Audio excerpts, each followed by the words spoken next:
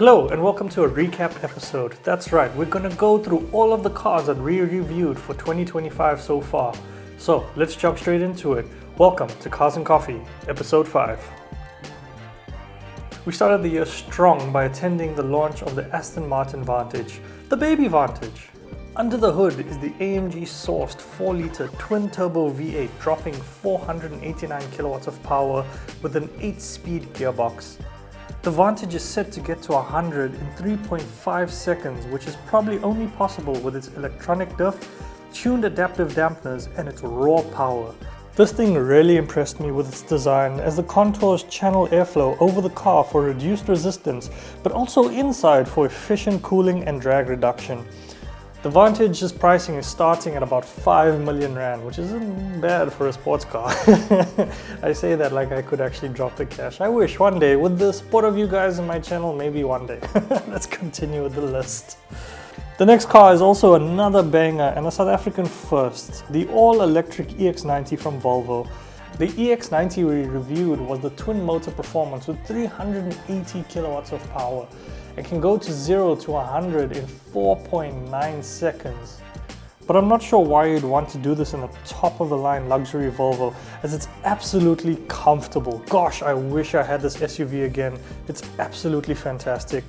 Okay, back to it. So the 111 kilowatt hour battery will get you a range of about 570 kilometers. Can charge from 10 to 80% in 30 minutes with DC fast charging. This 7-seater was packed with tech, including a LiDAR sensor to assist with autonomous driving, a 14.5 infotainment system, as well as air suspension with adaptive dampening.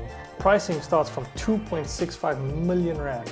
From there, we jetted off to China to check out the latest from Omoda, including the global launch of the C3 and C7, which we're eagerly anticipating its South African debut.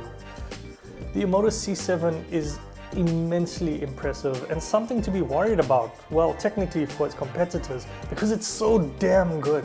We got to check out the SHS plug-in version that has a combined power output of 255 kilowatts.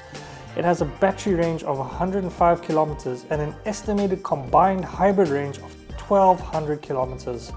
It's packed with technology on the inside, such as a sliding 12-inch infotainment screen capable of gaming and karaoke, which will probably sound fantastic on its 14-speaker system. This car is beautiful and honestly will make waves in South Africa. They're estimating pricing to be about 7 to 800,000. The Mahindra XUV 3XO might be the car that really made me want to get a compact SUV. It's got so much going for it. This spec here was the AX7L, which is just the top of the line for this spec, and I think this is the one you should really go for if you are considering buying a 3XO. It's got a 1.2 litre turbo engine, 3 drive modes, and an average around 7 litres per 100 kilometers in eco. Inside, it's surprisingly premium, 10-inch touchscreen, digital cluster, Harman Kardon sound system, and a panoramic sunroof. The design is bold with LED DRLs, a gloss black grille, floating roof racks, and 16-inch alloys to give it some presence. Best part, safety, 6 airbags across all trims, and this one adds level 2 ADAS, a 360 cam, and adaptive cruise control. The 3XO pricing starts from about 260,000 and can just go over 400,000 for the highest trim level. Probably the car I really put through its paces, the South African favorite, the Jimny. This 5-door all-grip, which is the same as the 3-door with a 1.5 litre engine pushing 75 kilowatts, but obviously comes with 2 extra doors. We took it to a 4x4 trail to test out the all-grip system, and it handled everything like a champ. Inside, it's simple, basic comforts like wireless CarPlay, climate control, a 9-inch screen, but the cabin feels tight. These doors are really close. On the road, it's practical but not sporty. Steering does get heavy in the corners and body roll is very noticeable, but that's the Jimny life. Pricing is mid 400 to maybe 500,000, depending on what you add onto it. The next car was something small but seriously spicy, the all-electric Volvo EX30 twin motor performance.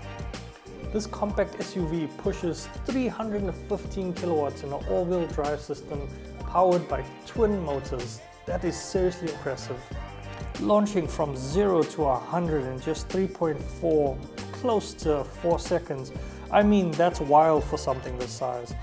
Okay, back to it. It's got a 69 kilowatt hour battery that gives you up to 460 kilometers of range, though we found it to be closer to 380 in the real world. Its greatest strength is in its handling and comfort, as it's textbook Volvo. Smooth, stable.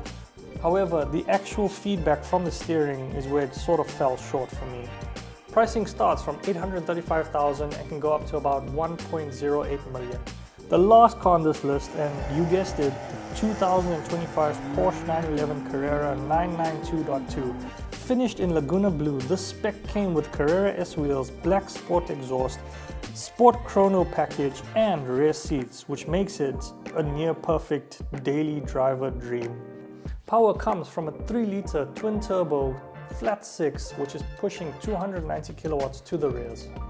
0 to 100 just 3.9 seconds, and with PASM now standard, the ride is sharper and more refined. Up front, the indicators are now in the headlights with the wider intakes and active cooling flaps. At the rear, you get a new light bar, more aggressive diffuser with black exhaust tips. Inside, a 12.6-inch display replaces the analog rev counter, but you still get a solid mix of physical buttons and, for a first, track mode in the base 911. Pricing starts from about 2.76 million rand. And that's the first half of the year gone. Can't wait for you to see what's coming up. We've got a couple of new gigs booked for this month and for the next month. So remember, like, subscribe, and hit the notification bell. I'll see you guys in the next episode. Cheers.